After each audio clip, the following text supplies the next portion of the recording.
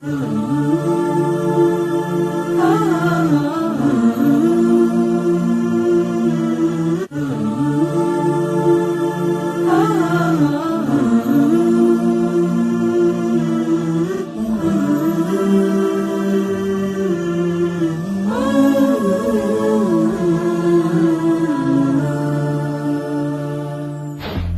happens when you put 3 schools, 3 teachers, and 3 educational experts in one programme? What happens? You'll learn how to invest time to save time. Coming up, Jane Dixon brings a common sense approach to the table. Meetings, first of all, what is the purpose of any meeting? And that's a key thing for us to know. And you know, your time is precious. Whereas Nick Packard goes for the more technical approach. You could sit down and you could type it out. It could take you forever. You could sit down and you could record yourself talking about it. But first, our thinking skills expert Lisa Cooks come to Macclesfield High School for a meeting about meetings with Dave Dolman, a PE teacher and Key Stage 3 learning manager. So what is it that you feel is really key to having a good meeting? I think the results from the meeting, personally. I mean, I want to run a meeting that's we get something out of and the staff use, rather than just doing it for the sake of a tick box to say we've had a meeting, there's the minutes, and we go on. Yeah. So you want to be able to, when you get to the end, say, right, this is what we've achieved, these are the things that people are going off to do, and this is when we're meeting again. Yeah. We have an agenda, but it is just taken off. And we go places where no one had planned going. I mean, the other thing is it sometimes turns negative and it becomes a moaning store, and I don't want that. I just want we want to find solutions rather than just sit there and have a session where we can play. Yeah, we can be very good at that as teachers, can't we? Sitting down saying what's wrong. So sometimes it's shaping how they get the opportunity to say their negative things, because they need to get them out there. It's almost like dumping what they think about things. So one of the strategies you could use is a PMI, using one of Edward de Bono's ideas, plus, minus and interesting. You can do it in a pair, so they get their chance to say what the negative bits are, but they only get a very short window of time to do it. And then it gets collated, so you very quickly get the views of everybody, but nobody gets to dominate with the negative bit. I know it sounds stupid, but that's dead simple, isn't it? Absolutely. I just suddenly think, why haven't I done that? I mean, you do that in your staff training, and you do that in your inset, but with a meeting, I'd have just never thought about doing it.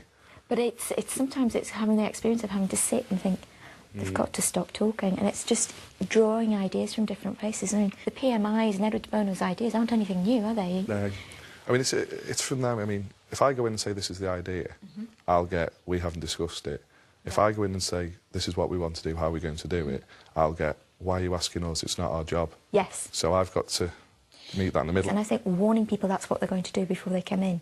So yes, you have the agenda, but in order to meet that agenda item, we're going to do this.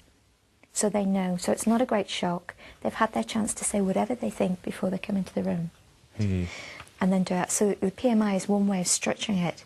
Another one of Edward de Bono's ideas are the 6 hats, which we use in teaching, can look very primary, but Edward de Bono came up with this plan for IBM. And it was a solution to meetings which were getting stuck in the negatives. Right. So if you did want to gather ideas on a particular strategy that you were going to try out, or trying to find a creative solution to a problem in school, this is a route through where everybody gets a chance to think about the different stages, but you control the timing of it. Right. So you start off with the red hat thinking and say, right, what's your initial gut response to this? So if they don't like it, they get the opportunity to say it there and then, but it's short, sharp time. Then go on and look at the positives of it. What would be the gains? Then the black hat is the health and safety aspects, the more critical aspects, and it's thinking not negatively, but thinking about what downsides might be, what are the cautions. Then moving on to the white hats, which are the facts. What are the facts of the situation?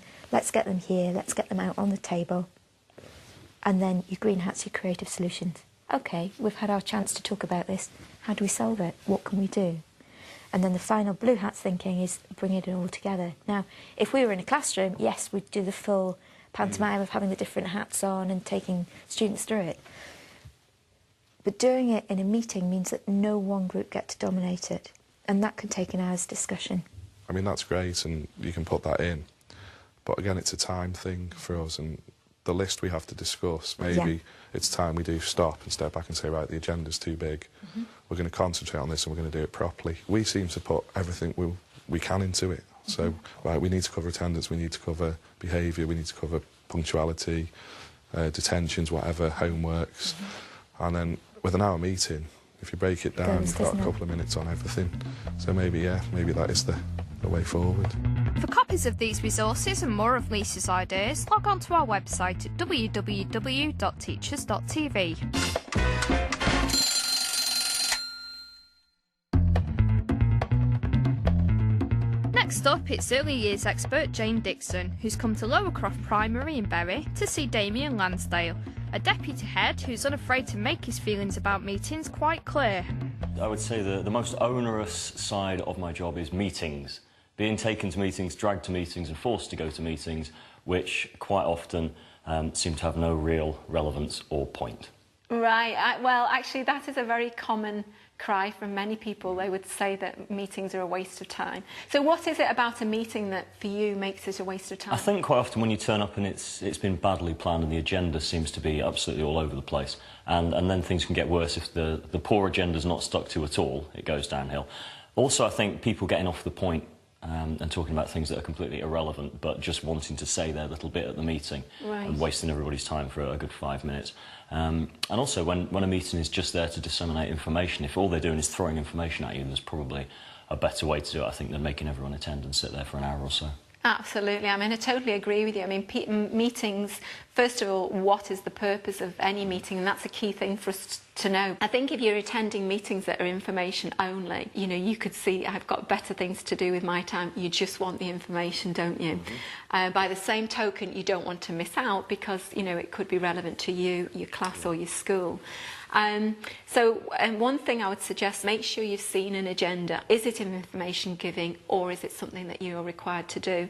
If it's important, then I suggest you attend it. If it's information giving, then I think you either need to make the decision that, you know, you're actually going to say no, which in teaching we find difficult, but justifying why you're doing it because, you know, you've got other pressing things. So one thing that I had thought that you might try is getting yourself one or several meeting buddies who will actually be people with a common interest in your local area. And when the agenda is sent to you, you can look at it and think, oh, you know, actually I don't think I'm interested particularly in anything. This is just purely information.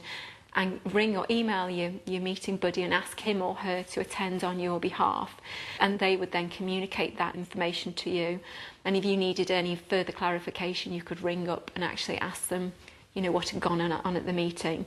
And then the next time you might actually go for them. And so it would actually cut down on the meetings without you actually feeling that you'd lost touch with what's going on. I think that's a good idea. Anything that stops me having to go to all the meetings sounds marvellous. If I could just go to 50% and get somebody else to do the other 50. Yeah. That's quite nice. Quite often they give out things at the end of meetings to try to make you attend as well. So if you don't go, you miss all the free stuff at the end. Whereas if somebody else was there, they could sit there and then grab the gifts. If you actually find yourself having to go to a meeting, one frustrating thing I find is that they very rarely start on time. Very often they're 10 minutes late and you think, if only I'd have known, you know, I could have been doing. So I would suggest two things. Either one, plan to network and look at the agenda. Sometimes it's actually quite useful to target somebody and think, I know they're going to be there. So rather than having to have called them in the week before, because you actually need to talk to them, if you see they're actually going to be attending the meeting, you could target that person and go and speak to them. 2 meetings for the price of one. Exactly, 2 for the price of one. So you're already in the meeting. So that's one thing to do. Another thing to do is take some low-level, you know, easy things that you can just be getting on with, you know, a couple of forms to fill in or a spelling test to start, or even if it's just 10 minutes and you get a couple of things done, at least you feel it's not been a complete waste if the agenda then turns out to be very disappointing and not something for you to engage in.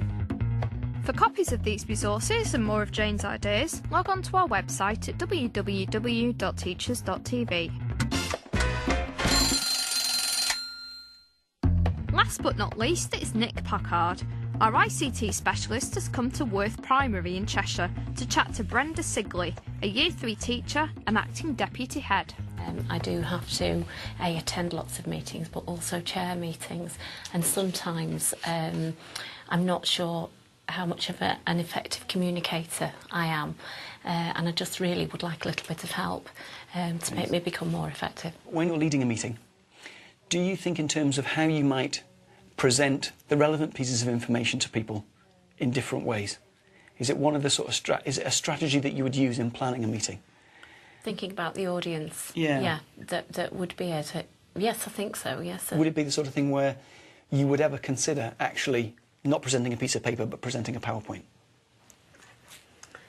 I wouldn't have the confidence at the moment, in all honesty. When we do class assemblies, you know, if we go out to trips and things, everybody has, they've all taken photographs, which I have done, and then put them onto the computer and then had like a slideshow going.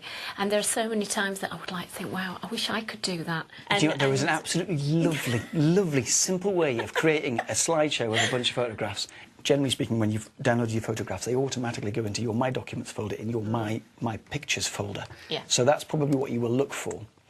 So if you open that folder, just down the left-hand side here, you get these picture tasks. And one of them says, view a slideshow. Yeah. Click that. And it views it as a slideshow. Oh, right. And that is so easy. about as simple as it could be. This is a weird one. Have you ever thought of podcasting? I know that's... You've heard of podcasting? I have heard of it, yes. Okay, well, it's just in terms of a communication one. You might have attended another meeting or a training course. Yeah. And what you actually want to do is you want to summarise some of the things that you've experienced at that. You could sit down and you could type it out. It could take you forever. You could sit down and you could record yourself talking about it. Most laptops have a built-in microphone. Start, all programmes, accessories has got an entertainment sound recorder. Yeah. And as long as you've got a microphone, hit record, it starts recording you. Click stop, it's finished. And then save. Right. But a file that anybody else just double-clicks and it will play back through their computer. Play back through. If I'm able to do it within a couple of weeks, no problem at all. But then if like a couple of months passes by, I think, you know, I get into a bit of a panic then thinking, how on earth do I do this? And because, you know, everybody is so busy, you don't like to keep asking advice all the time. I mean, there's a piece of software here that effectively takes a movie of what goes on the screen. And it's possible that you could persuade some of your more confident colleagues to actually do you like a little tutorial, a little help guide that's actually just them demonstrating it on the screen to you once, and they take a video of that. It records your voice, so you can even narrate over the top, so you can have little prompts about what we're doing and what we'd expect to see going on as part of that movie.